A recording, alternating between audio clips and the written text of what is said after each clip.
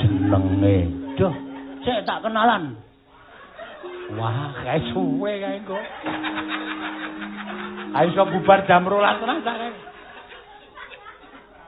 Mboten ana jenenge meng gawat keliwat-liwat. Ana tambane ora. Coba. Wa iwi ngingit wingit. Keakak apa tuh itu.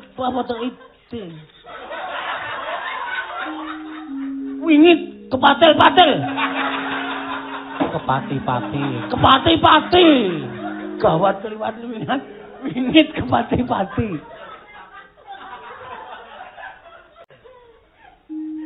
Sate utu omo ora. Sate padha mara. Utu. Sate utu omo ora. Satu mara satu mati mesti kae terus. Satu mara satu mati satu hidup. Gawat liwat-liwat ben kepati-pati satu mara satu mati satu hidup. Begitu. Allah. Matane.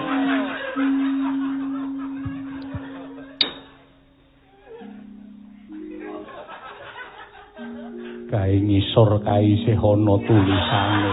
Wah, Andara Janaka kowe ya seneng kok ya. Mulane kok.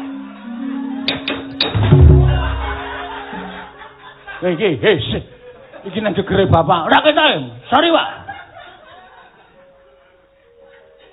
Janji waduh cilik banget ya, Tru. Ini kacamatane, Pak. Weh, kacamataku ki kacamata plus. Berarti kudu priksa iki nek plus. Ora kacamata sing didelokke marai cilik malah. Ayo kacamata modern kok ya. Wati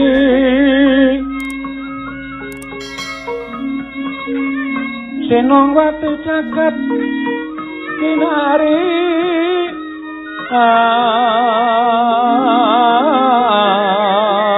among mbak lumembak pombak ing samudra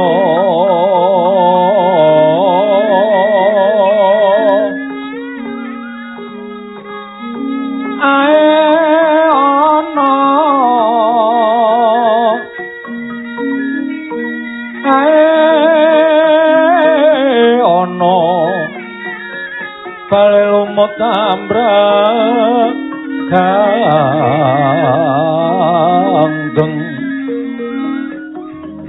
awito dedenjengan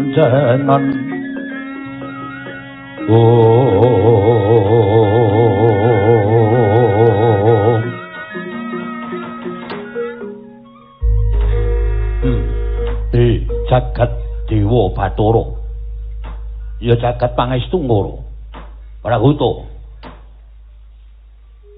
aja ndadekake kaget Prahuta nak awe supaya nyaket marang Wiswanegara ing Mandura dina samengko iki patih Prahuta nggih Gurawalan panambinipun ing ngabdipun Prahuta sareng kula tambiti baranipun Gusti kula ingkang sinuwun ing Mandura sinuwun Prabu Baladewa namung saderengipun kepareng kula ngaturaken sembah sumungkeming pangabekti kula kunjuk lho ngabdi ngaturaken sembah pun abdi Prahuta yo tak tampa gawe gedhening atiku ora liwat pangestu ingsun tampanana lho pundhingga jimat paripe dayanana ing kasandursan hingga mung dadosaken kaget raos manahipun ing abdipun Prahuta dene kula dipun caketaken anggenipun ngabiyantara menapa Gusti kula ingkang sinuwun ing Mandura ngersakaken babagan tata rakiting kawula miwah praja ing Mandura diweji sembahan kula menawi paduka miji bab tata rakiting praja sadaya mboten badhe anguji wani medhahipun para abdi prajurit mboten kendhat anggenipun sami gegladhen nolak kridaning aprang sawanci wanci praja paduka katemping marang muka mboten badhe kepok kunca paduka Gusti kula ingkang sinuwun ngabdi ngepatihan pun Prahuta remuk kasawurna putung semangga kabandhemna kula nek sinuwun Kakang Pati Praguta wonten timbalan ingkang ngadhawuh bab tata rakiting praja lan tata rakiting para kawula panjenengan ingsun wis percaya kelawan sira Kakang Pati Praguta ya mongko apa sababe dene tak caketake nggone sowan ana ing Projeng Mandura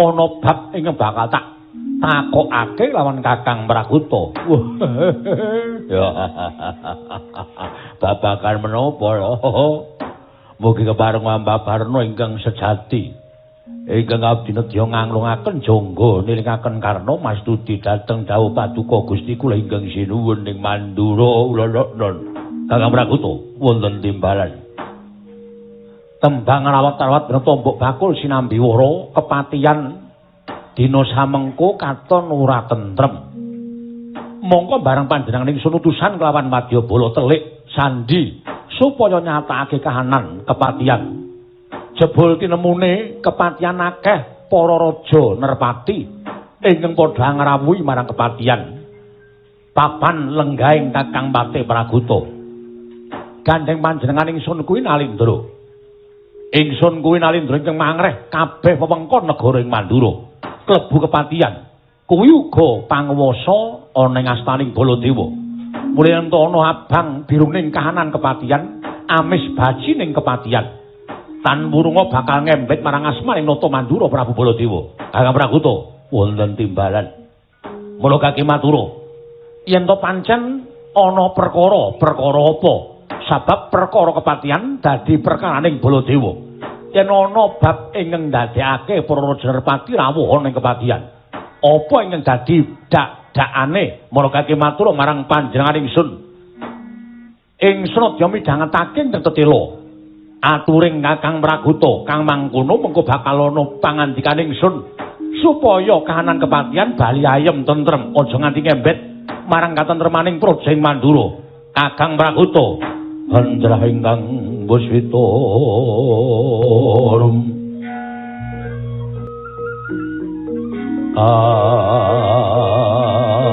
asiring samirana mrih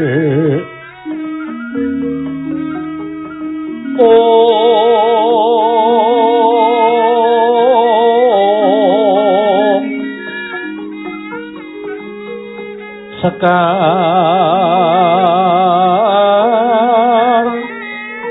kadung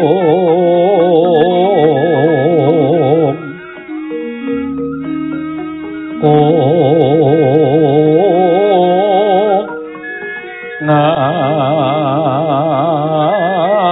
kandano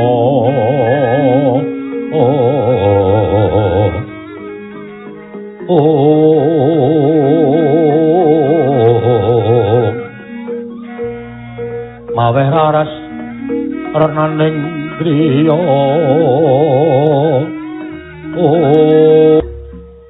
babakan apa yang wis ingsun wedharake kalawan sira Kakang Pati Praguta lha kok dadi pasuryaning Kakang Praguta beda katon cawus guwayamu suntrut pasuryaning Kakang Praguta ana apa Kakang Praguta gage matur marang panjenengan ingsun nggih sawu-sawu kalapatanipun ingkang abdi tadhawadana sinuwun menawi kula kadak wilepat dosa menika sampun boten wonten pangapunten malih saking paduka Gusti kula ingkang sinuwun Mandura kapatrapun pidana menapa kemawon kula boten badhe selak sedaya menika anggen kula randhat matur dhateng ngarsa paduka Gusti kula ingkang sinuwun Mandura babagan ingkang kepiye inggih sakataing para nalindra, para satriya, para brahmana ingkang sami andhating kepatian menika mboten kok ateges damel risak tuwin damel geger kepatian menika babar pisan boten namung mugi dadosna ing kawuningan bilih sakataing raja Nerpati sami rawuh menika istunipun namung badhe kula nuwun sewu badhe amethik sekar ing nedheng babar gondo arum wonten ing kepatian lho kosek aturmu sekar ing kembabar gondo arum ning kepatian apa sing mbok karepake ana wanita ing mapan kepatian oh inggih lho sapa lho anak kula Atmajamu inggih pun Pragutawati. Pragutawati inggih. Kuwi lair ya apa? Wah mangke ngono ae.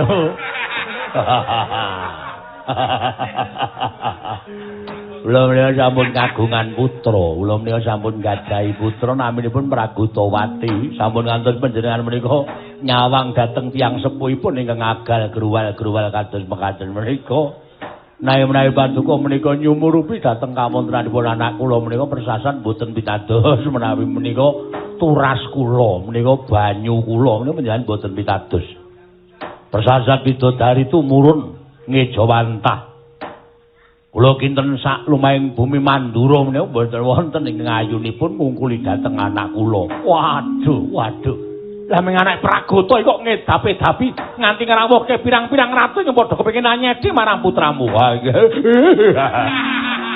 Apa Pragata dincoki walang. Nggih, niku estu. Sakathahing Nalendra menika wonten ingkang sami anampi dhateng kawontranipun anak kula tekesipun dereng saged nampi utawi katampi panglaramanipun wekasan legawa penggalipun menika ugi kathah nanging kathah ugi wonten ingkang sami mesanggrah wonten ing kepatihan sami ngentosi dhateng wangsulanipun anak kula pun Pragutawati sinten ingkang badhe katampi. Sinuwun. Malah samangke Gandeng Paduka sampun mangertos dhateng kawontenan menika. Kula pasrah bongkoan dhateng Gusti kula ingkang sinuwuning Mandura. Jernyatanipun kula menika gesang wonten ing sahandhap Pada Paduka sinuwun Prabu Mandura. Kula aturi anjenengan ebor dhateng kawontenan negari ing kepatihan Mandura. Papanipun ing abdipun Pragata bab tentrem lan botenipun kula borongaken dhateng Paduka Gusti kula Sang Nata Prabu Baladewa kula semanggaken awit kula pitados menawi namung kula kemawon sepinten bangganipun ingkang abdipun Pragata mboten saged anrenggalangi pengamuk ing Nalendra sak mangke ingkang mboten katampi panglaramanipun dening anak kula pun Pragutawati diwaji kagatrisang kapirang karinanggul kinembet kembet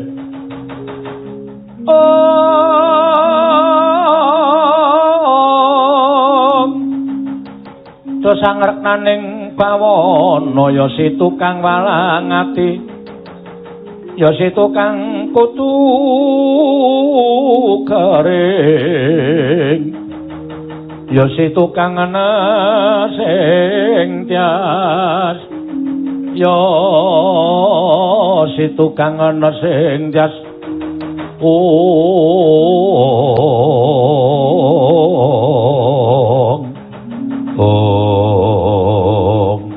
wala dalah buku harepe jiwa ora nyono babar pisan jebul kaya ngono kanan kepatihan nggih mila kula semanggaken dhateng Paduka Gusti kula ingkang sinuwun Kakang Pragata ya.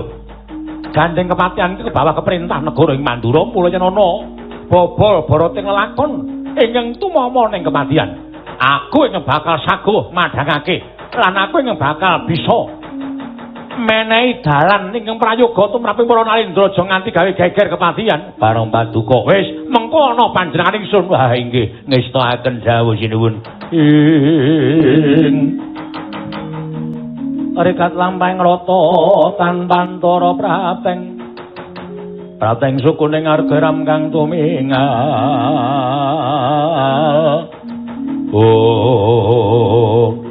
dereng ngantos paripurna sami Balwacana kasaru wonten satunggiling Nalendra tlatah sabrang galea minggah pendhapi ing Mandura karya kaget nata Mandura Prabu Baladewa.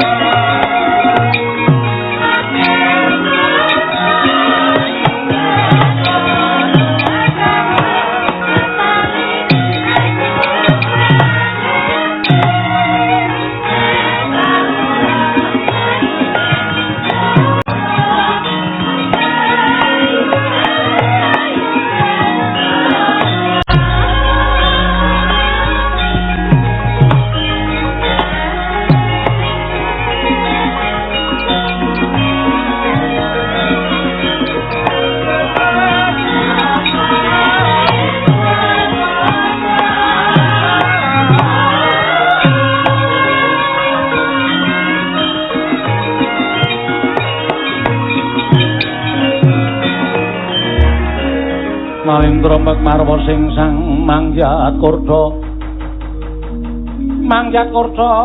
kata kaping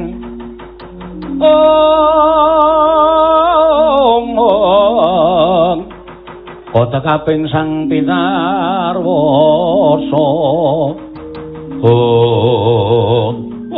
jagat Dewa Bathara jagat pangestu ngur Prakuta wonten timbalan wangune iki salah sawijining Nalindra ingkang kepengin anyedi kawan putramu ya kuwi si Pragutawati ha inggih ning kok kesasar mrene prayoginipun timbali menapa wigatosipun lan Nalindra saking pundi apa kowe durung nate sawung nembe sepisan menika kula nyumburupi kula semanggaken sinuwun borongaken patuko baring katentreman dumateng kepatihan diweji iki sanak kowe Nalindra saka ngendi lan sapa jejulukmu teka kowe munggah ana ning kedaton Goreng Mandura Nur Hamid pasang Kalimantabit tinebina ing lodoni dumawahing tawang tuwak diweji dipun tepangaken kula Nalindra saking negaring Paranggubarja ing sudi mestani dhateng kula Prabu Dirgabiswara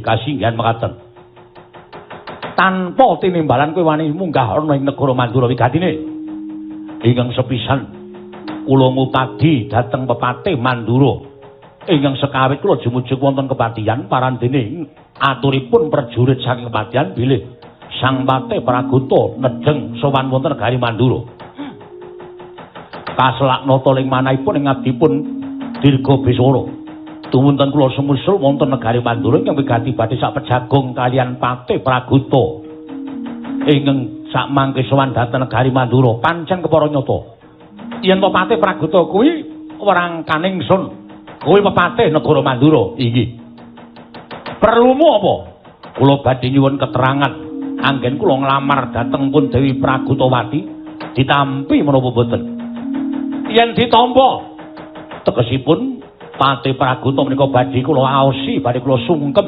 minangka dados tiyang sepuh kula nanging yen upama Pragutawati ora nampa kalawan pengamarmu Praguta ora nampa pengamarmu Pragutawati ora nampa katresnanmu kowe piye nyuwun pangapunten sampun dados tekad kula menawi kula boten katampi penglamar kula rawe-rawe rantas malang-malang butung menawi perlu kepatihan badhe kula damel sungsang bawana balik sinuwun Sri Baladewa Narpati tuwin Nareswara Kresna kalanggung tresnanira marang Dyabanon Cinawi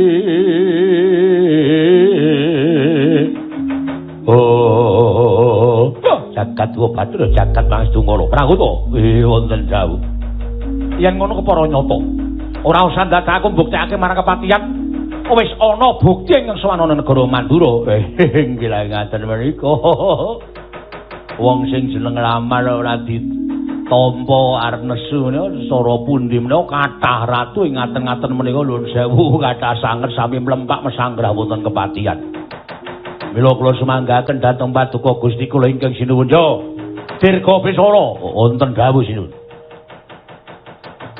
kancamu eneng pira sakateng Nalindra ingkang sami mesanggrah wonten kepatihan saking panginten kula langkung saking 100 Nalindra wah edan ming anak Praguta kok nglumpukke ratus-atus nyatanipun mekaten klumpana supaya aja nganti dadi daredah ana negara Mandura luwih ana kepatihan negara Mandura kabeh ratu klumpana panjenengan sing bakal menehi dawuh kalawan Nalindra kang padha nglamar karo anake Praguta oh inggih ngestaken dawuh menawi ngaten klempakipun wonten alun-alun kepatihan menapa wonten alun-alun negari Mandura aja nganti mengko kurang nggone nglumpuke ning alun-alun Mandura nggih ngestaken dawuh nglumpuke ning alun-alun Mandura aja nganti kliwat wektu nggih kliwat wektu tinggal nek cara kene ngono ngestaken dawuh nyuwun pamit tak mbang itu sing ati-ati aja kaya bocah cilik kula matal pasilan yo kono Dirgabiswara sing ati-ati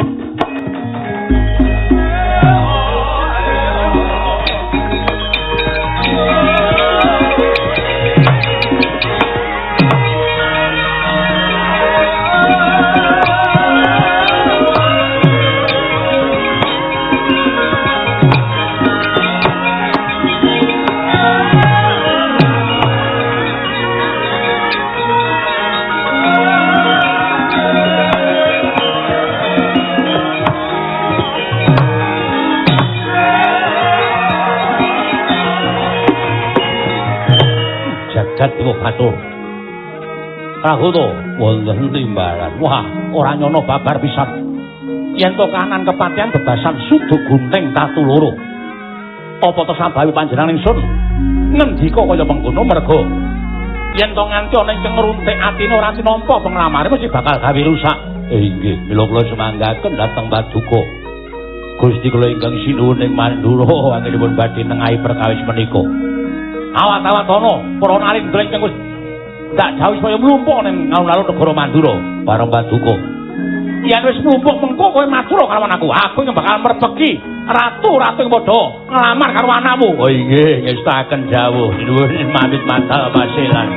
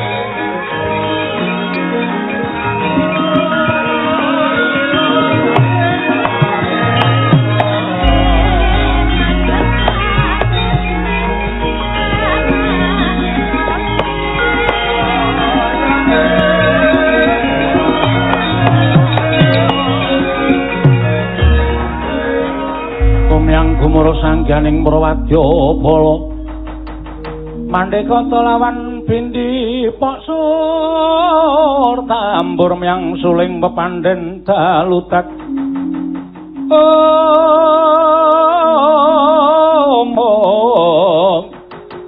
Paksur tambur myang suling pepandhen dalutat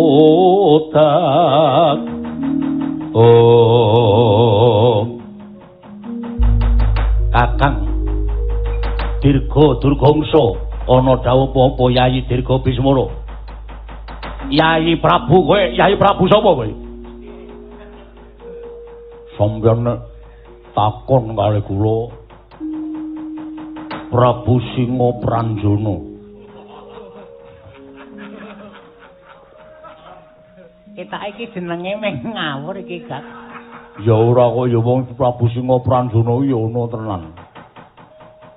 Munjur padake ora ana. Watune ya apa jenenge sugih ana sandhangane gumebyar. Sing mburi Yayi Prabu sapa? Mburi saka negara ing Song Miring. Aku yen nepungake aku Prabu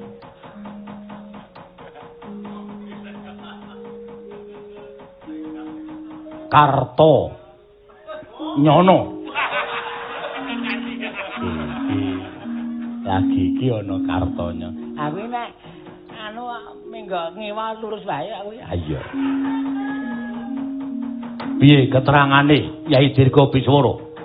Kakang Dirga Durgangsa dina samengko Narendra Mandura ingkang bakal paring keterangan marang para raja-raja ing padha ngayunake marang putraning Patih Pragata. bab ketompo lan ora mengko nang astaning Sanata Prabu Baladewa. Wah, lah dalah yen pancen kaya mengkono. Dinteni eneng kene. Kapan rawuh Nalindra Mandura ora iso nengahi perkara iki ora mung kepatian yen perlu Mandura dibumangus setuju. Yen pancen Prabu Baladewa ora iso menehi keterangan lan ora iso nengahi perkara iki ora mung kepatian ning Mandura dibumiangus. Pokok wonten dawuh. Nalindra Mandura bakal rawuh mrene keterangan kawan aku lan kadang-kadangku Nalindra ing padha ngayunake atmajaning Patih Pragota. Mboten jane sampeyan niku nuwun sewu lho. Ledolan kurang adoh. Sebabe apa? Lah sebabe sampeyan kali kanca-kanca sampeyan niku nuwun sewu, kayane kok ora tau weruh wong ayu. Sak jagat niku mboten ming sagodhong kelor. Digelar niku ora ming cukup sagodhong kelor. Wong ayu gaweane sing gawe urip niku sebar lor kidul wetan kulon ora kurang. Nek ditonton saka bapakne Pragota niku ngguneng pundi-pundi guyu kok. Napa anake kok terus dadi bocah ayu niku ora mesti nggih mboten mokal to. Nuwun sewu, mokal kelakone. Mbaya golek wong wedok liyane. Kok aku wis tau ketemu karo Pragotawati ning Pasumenan. Citane ngungkuli widodari, kowe aja nyepelek karo Pragotawati. Najan wong tuane kuwi agal growal-growal. Senengane guyu latah-latah kaya ngono. Mbane kaya wong kurang genep pikire. Ning anake wah, kowe nek weruh contoh kepruk watu ndasmu kok. Ya ora ono wong weruh. Wong weruh wong ayu kok sirahe dikepruk watu. Anek nesu ana. Sapa? Aku. Ana. Mbok wis rasa ngomong ke sing biyen-biyen. Isih apik. Sing biyen kok isih apik. Ada beberapa histori sing diomongke saiki iki isih gayeng iki ana. Oh. Ya ming tak simpen wae kok kalau masa tak bukake mbok siji biak. Lah iya. Banjur rawing nata Mandura besok kapan dinteni sawetara mbok menawa dilongkah mesti bakal rawuh ana ing alun-alun negara Mandura iki.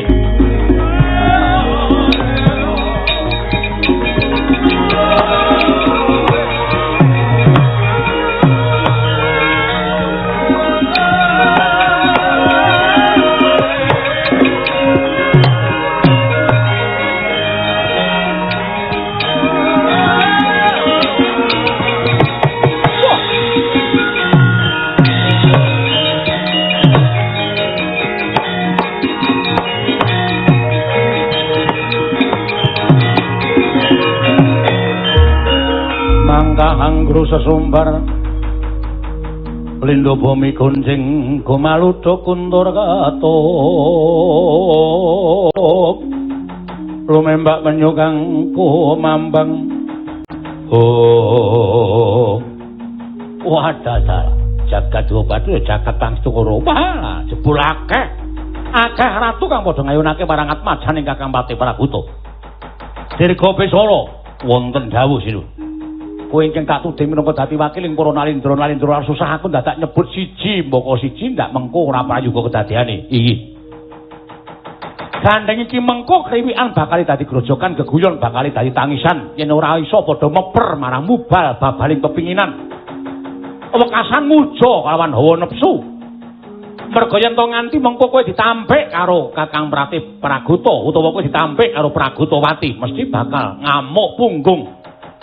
Ingkang bekasane bakal gawe kapitunaning para kawula sak negara Mandura. Luwih-luwih kawula kepatihan negara Mandura. Ya ngono to? Iya, mekaten sinuwun. Lah. Aja nganti dadi dak-dakaning pasulayan saiki tak gawe sayembara. Sayembaranipun menapa? Ora usah datang-angel. Panguwasa wuta negara Mandura kuwi Prabu Baladewa. Mula perkara Pragotawati ku ya kotaning Prabu Baladewa. Aku ingkang gawe sayembara sapa sing iso mupu sayembaraning Baladewa. Wenang boyong atmajaning Kakang Patih Pragota. Wah, nah ngaten kula aturi paring dawuh. Sayembara menapa? Nah ngaten kula aturi paring dawuh kula kadangipun sepuh Dirga Biswara kula pun Dirga Durgangsa. Kula aturi paring dawuh Kula pun Singa Pranjalma apa sapa mau lali aku. Nah, karo jenenge dhewe kok lali. Singa Pranjana. Undang-undangane Jana. Ora yo. Ratu kok lunak ora yo. Apa kuwi? Ora santakaken gunung tanpa guna. Sapa sing kuat junjung Kyai Alugara menang boyong Pragotawati.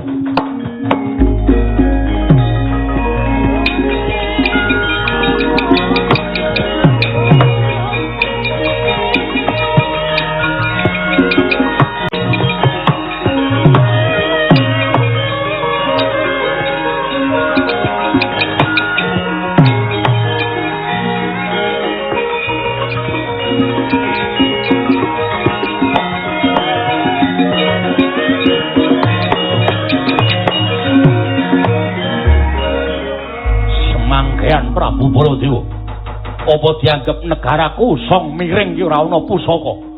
Pusaka ngene iki pirang-pirang didol ning pasar malam. Yen belum tak candak tanganku tak junjung Pragotawati dadi darbeing Prabu tanpa nama iki Pak.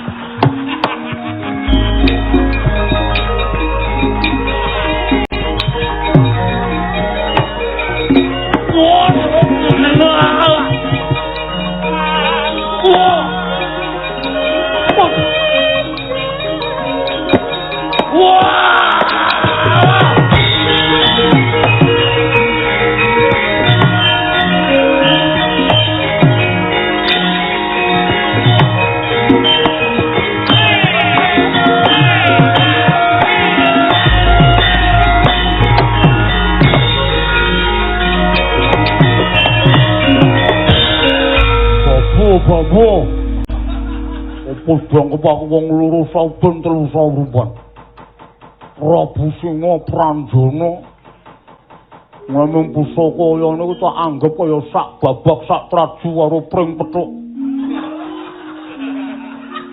Gunaku pirang-pirang junjung tangan kiwa mboyong Pragotawati langsung tak jujuke nang Lesmon. Wah, kok bali nang negara kowe.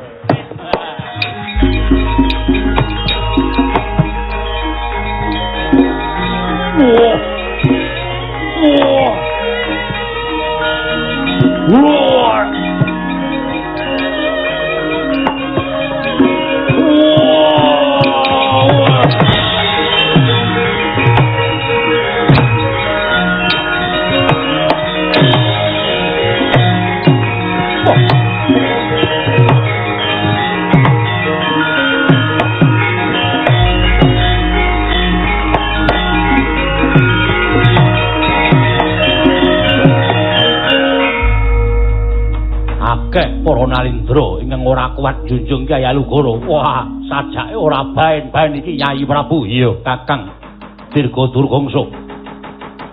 Miturut penemuning Sadi piye? Apa ora prayoga yen to pusaka dijunjung wong loro? Mengko perkara Pragotawati kepiye nggone mekonah, mengko gampang sing wigati pusaka kudu iso dijunjung men iso rampung sayembaraning Prabu Baladewa. Yo, kowe karo aku bareng wae ora usah dadak dhewe-dhewe.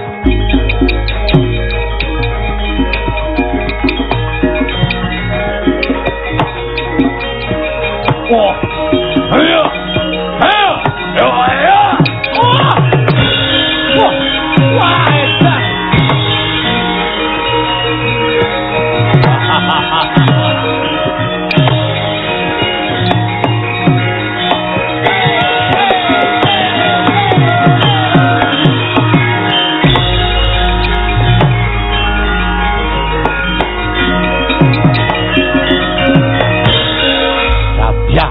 cacah ngrebda tanpa guna. Wah. Ora ana ingkang kuat gawa utawa mbopong Kyai Alugara apa dianggep wong pusaka loro saudon 300 rupiah. Ndak rewangi tapa ning alas Ngargasanya pinangga kelawan Sang Budawaka pinarangan pusaka aran Kyai Alugara. Iki pusaka kadewatan dianggep pusaka sing gawe pandhe besi wae.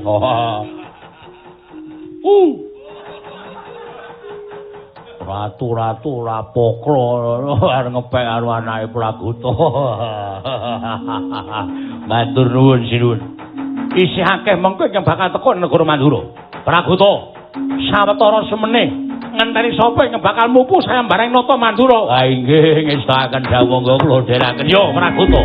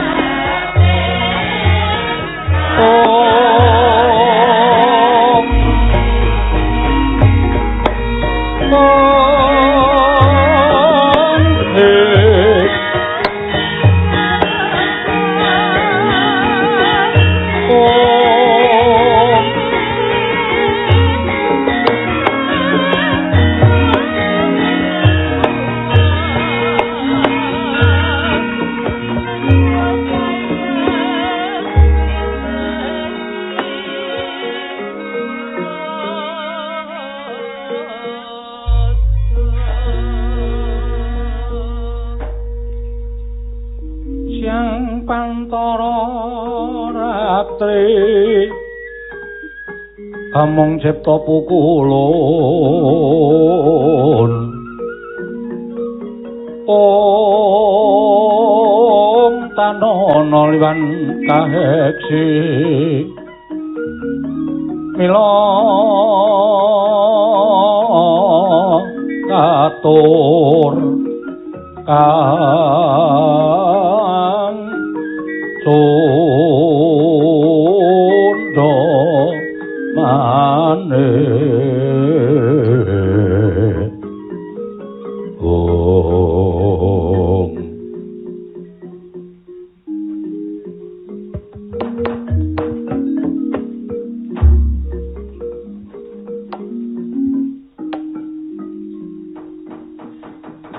Rasa satarageng kulon sumembah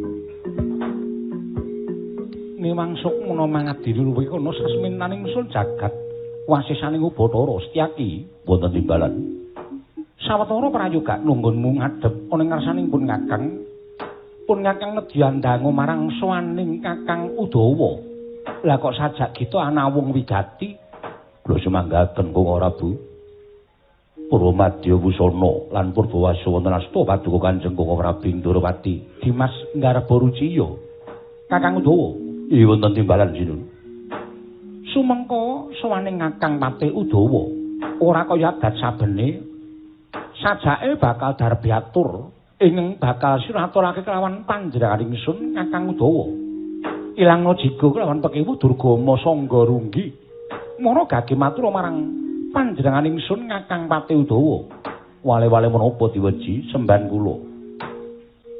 Inggih namung paduka ingkang saestu paring panggesangan dhateng ngabdipun Udawa, inggih namung paduka ingkang saestu saged ambabar pepadhang tumrap manahipun ngabdipun Udawa. Lire piye dene sira Kakang Pati Udawa matur ingkang kaya mengkono.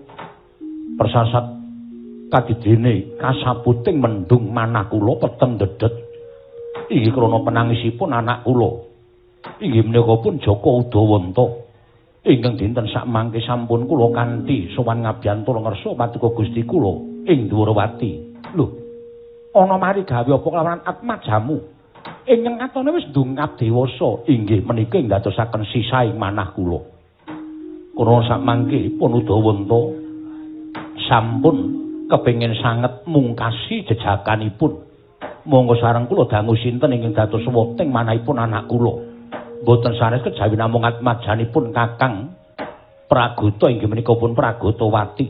Monggo nyatanipun dinten sak mangke atmajanipun Kakang Pati Pragata nedeng dipun lamar para nalindra sewu negari. Tanwandi menika mangke badhe ngembet dhateng nata ing Mandura. Sinipun Prabu Mandura inggih sinipun Prabu Baladewa.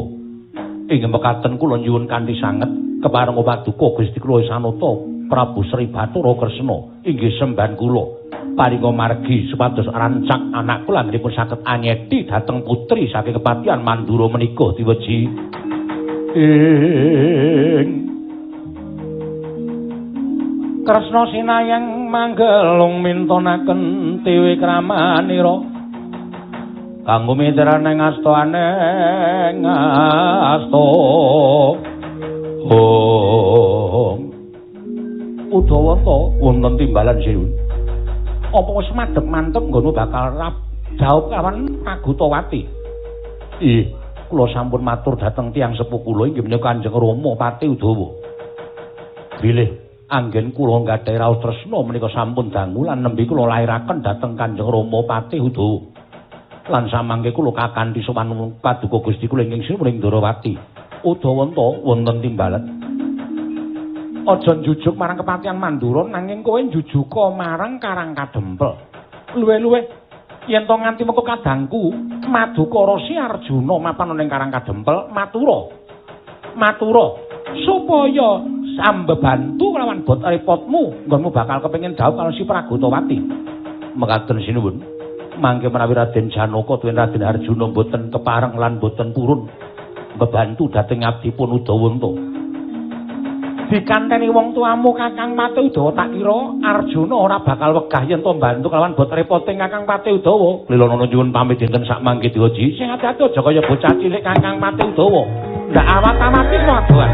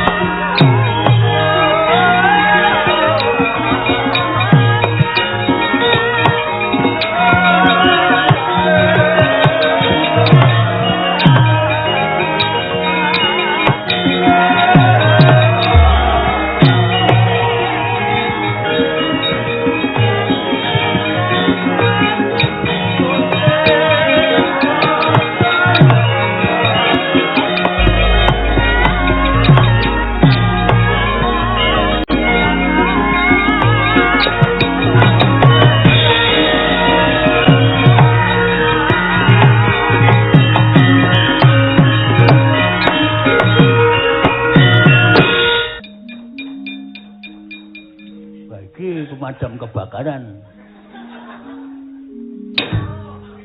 nyemprot gasmu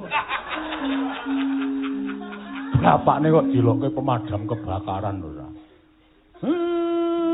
Den pripun iki tekan ngendi? Tekan ngendi, Reng? Ampuh. Tekan ngendi to? Embuh. Gong tekan ngendi, Gong? Mulane iki ajar maca. Alas ki ana tulisane. Alas. Oh. Alas gawa awat. Gawat. Kakak liliwa awat.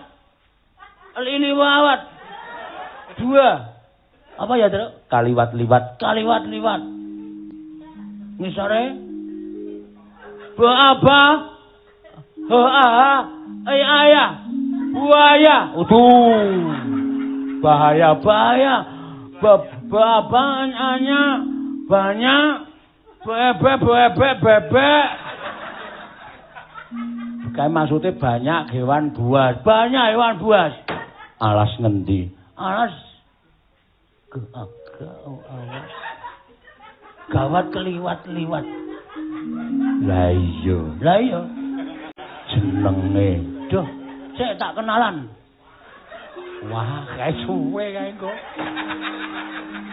ayo iso bubar jam 12 tenan sak mboten ana jenenge meng gawat keliwat-liwat ana tambane ora coba wa iwi ngingit wingit keakak apa tuh itu wingit kepatil-patil kepati-pati gawat keliwat-liwat wingit kepati-pati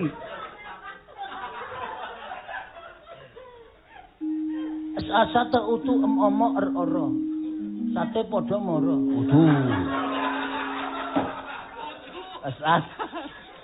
utu ora satu mara satu mati mesti kae terus satu mara satu mati satu hidup gawat liwat-liwat men kepati-pati satu mara satu mati satu hidup begitu Allah matane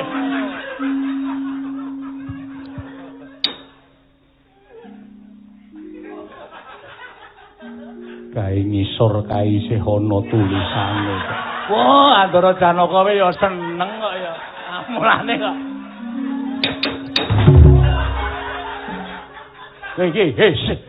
Iki nang gegere Bapak. Ora ketok.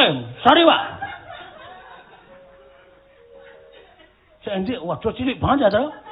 Iki lek kacamatane, Pak. Weh, kacamataku ki kacamata plus. Berarti kudu preksa iki nek plus. Ora kacamata sing didelok ki marai cilik malah. Ayo kacamata modern kok ya. Kersane ajeng nang pundi to, Ndara? Nyatrangening kalanggiwan. Gelar bandan montar sasada utuh. Tinon ler kakonang surem sorotetan padang anak isi kasor lan pacaring purnaming gegono dasare mangsa katiga upuk krupuk katrenjo praptaning matih Udawa miwasa Udawa entah kagiat Sang Arjuna wae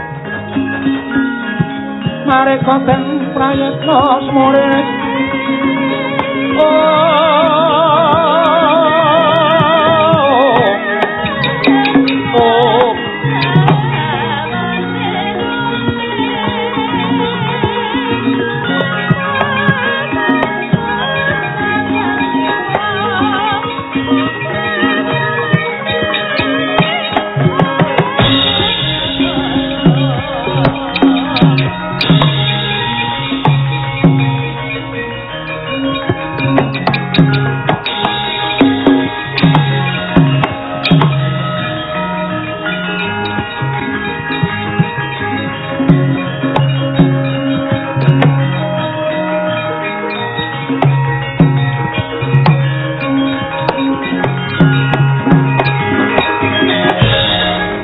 mareka den prayitna smore reseka balik titiyane gandayane trisanya purnama sasi Kakang Papildu gawe kaget inggih Raden kula ingkang upaya dhateng jengandika Raden Arjuna apa sababe dening nganti sumusul ning tengahing alas iki wale-wale menapa Kula pasrah pejagesang kula sarana kula pasrahaken anak kula Punudawanta.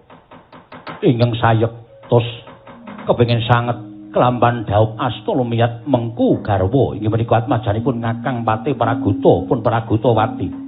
Raden, monggo nyatanipun menika sampun ngembet kaliyan kawontenanipun alindhuring manduring inggih menika sinuwun Baladewa.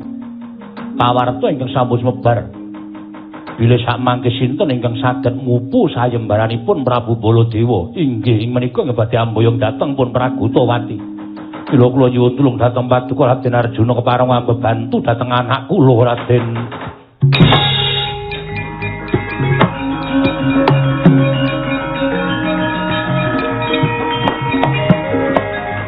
Molat mara Sang Arjuna esmanya kang kamanungsanira Udawanta wonten dawuh Raden. Ora susah malang ati. Aja tida-tida rasamu. Yen wani ya wani, yen ora ya ora. Ayo mara kita awat-awati budal marang alun-alun negara ing Mandura. Aku percaya yen to pancen Pragutawati kuwi dadi judul dhaupe atmajaning Kakang Udawa ya sira Jaka Udawanta. Ora bakal kurang jalaran nggone bakal dadi lantaran kasembatan panjang kamu. Oh.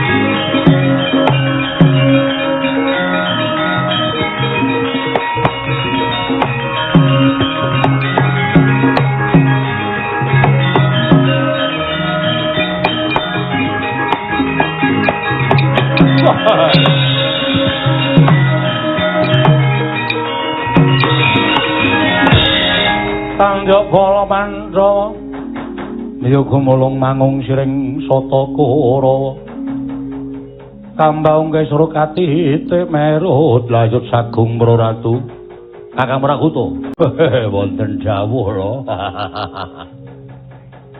wis marambah makaping-aping akeh para raja Narpati ingkang nyoba kepengin mupu sayembaraning nata Mandura iwa dene kabeh gagar wigartanan untuk karya alah iya lho pitados tur nyatanipun Kyai Nenggala menika sanes pusaka baen-baen boten sedang satengah titah saged anjunjung dhateng pusaka Nenggala menika ya mung saka pangiraku ra mung tekan semene mesti sing akeh para raja Narpati kepengin ngayunake lawan atmajamu Pragutawati dinteni sawetara dalah kae rantak-rantak sapa ae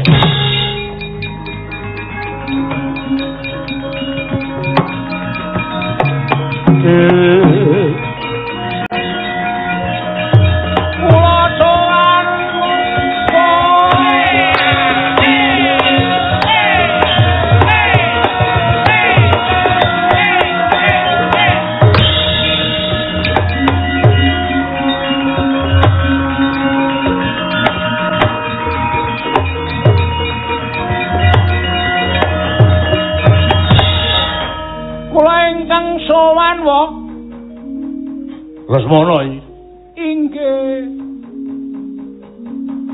nyandang cara manten ana wigati apa mangke nek nyandang linmas nggih wagu lah ya kowe nyandang cara pinanganten iki wigati napa kabar ingkang sampun sumebar tembang rawat-rawat diretampa pakul sinambi wara pamarta binandunging Karna Atmajanipun Siwa Pate Pragata namipun Pragatawati kasulistyaning warni luar biasa. Mila kula kepengin mengku garwa dhateng pun Pragatawati. Nanging jebul Siwa Mandura ngawontenaken sayembara cerdas cermat.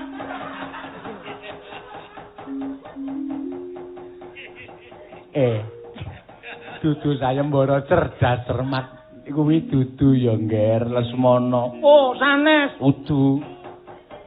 Cepet-cepetan jawab. Tet. Regu Asaka Klompen Capir. Biyen. Kuwi jaman golek pasaran kuwi. Biyen apa niku? Sayembaranipun menapa wok piye? Wo, nggih. Iki apa? Telo dasmu kuwi. Pusaka Kyai Alugara. Lah dalah, mula kok murup pucuke. Pucuke kok iso murup nggih, Yang? Iya. Pucuke iso meling-meling. Nandhake nek pusaka ampuh kegila-gila. Banjeng kepara nyata. Wis ngerti kondange Alugara? Sampun. Pusakane Pak Mandura pira cacahe? 2. 1 Alugara, 2 Kyai Nenggala. Paringane sapa? Nun. Paringane sapa? Sang Hyang Bathara Brahma. Lah dalah, cah bagus tenan, cah pinter tenan. Ngerti marang sejarah, syukur. Yen to pancen kowe ngerti karo sejarah Alugara yo, iki Alugara junjungan. Alugara junjungan, kowe iso njunjung Alugara, kowe mboyong Pragatawati. Ora iso njunjung Alugara, bali. Nggih, Raden. Menika syarat serananipun. Pripun Yang? Nek cara aku wis tekan kene njajal ketrimaning urip. Nyuwun pangapunten paripaksa kula nyobi nggih cobanen.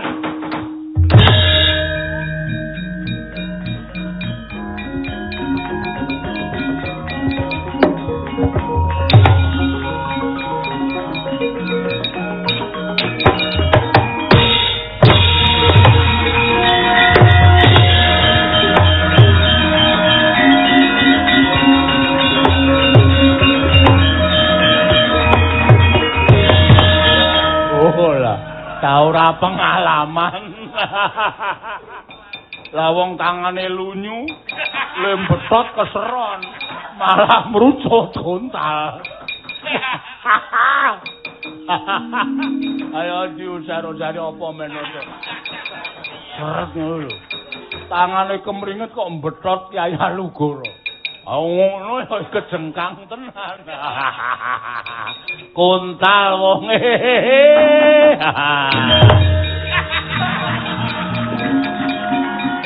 Ayo.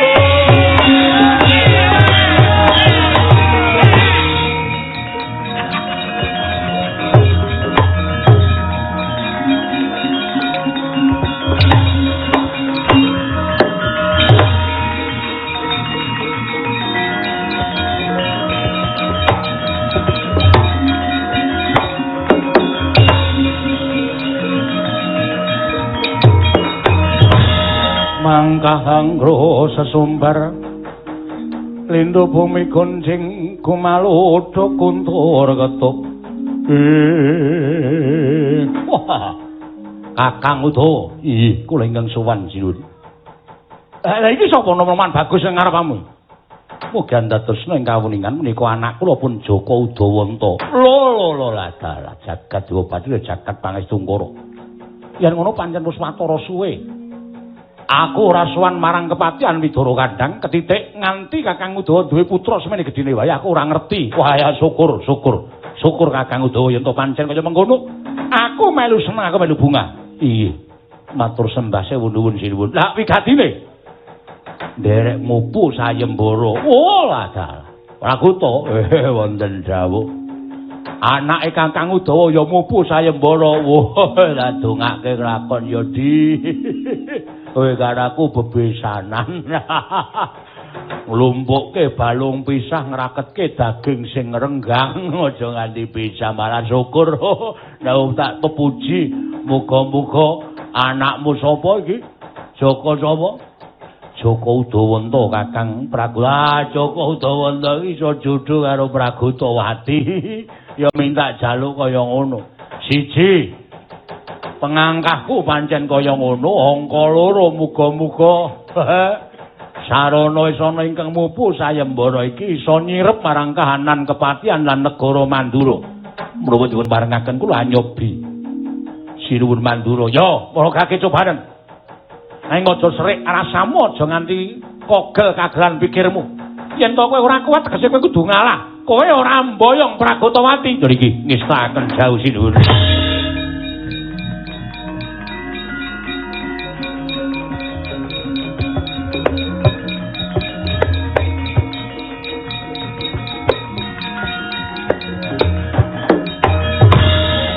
Sigra cancut Taliwondo Sang Joko Udawanta.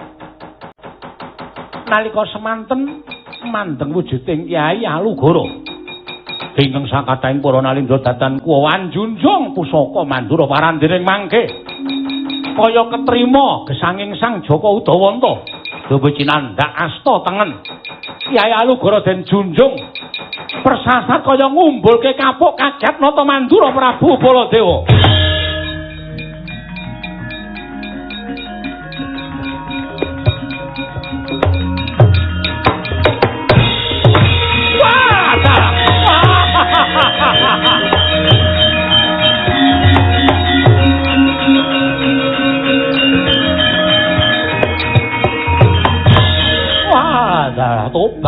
Tobat. Wah. Waduh Kakang Udawa ora ngira babar pisan lah kok jebul. Semono kekuatane anakmu. Kula piyambak malah mboten mangertos bilih anak kula katampi anggenipun mupu sayembara Sinuwun. Waduh ketitik akeh nalindra ingkang ngruwa birawa digdaya sekti kalintang dayaning perang. Ewa dening junjung Kyai Alugara ora kuwawa. Lah kok dadi mung nuwun sewu ora kok jeneng ngemengke kanat majamu ning iki rak ora kanyono-nyono to. Mula tetembungan Girilusi jalmotan kena kinira. Praguta, anakmu kecekel polisi. Kowe. Ana ratu rung rampung ngomongan kok disambung. Lha niku kaget. Maksudipun anak kula kecekel sinten? Lho anakmu dipek karo Joko Udawanta iki anake Kakang Udawa. Wah, yen ngono padha-padha sedulur ya.